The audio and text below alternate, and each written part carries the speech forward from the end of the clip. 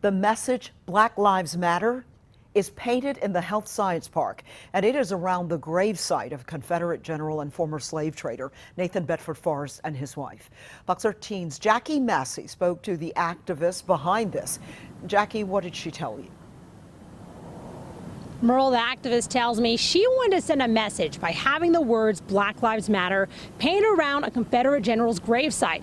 She says it's because Black Lives Matter now, and they mattered back then, even when Nathan Forrest owned his own slaves. And a spokesperson with the Forrest family says this is an act of vandalism and a poor way to send a message. The words Black Lives Matter surround the gravesite of a Confederate general and former slave trader.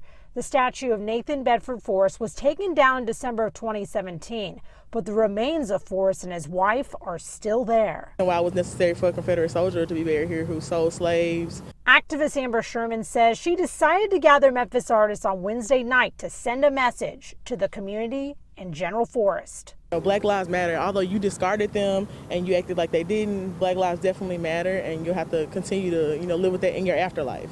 Fox 13 told you in March that there are plans in the works to move the remains, but COVID-19 has slowed the process down.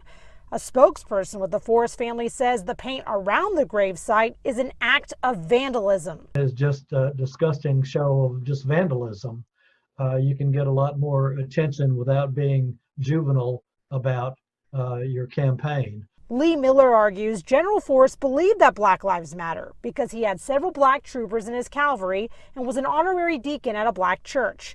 He believes there are better ways to get the message across. Certainly Black Lives Matter, all lives matter, but defacing other people's property is not the way to do it. Miller tells me he plans on making a complaint with Green Space Inc., which owns the park, and I spoke to the president of Green Space Inc., and he tells me that he plans on having the paint removed as soon as possible. Reporting live, Jackie Massey, Fox 13 News.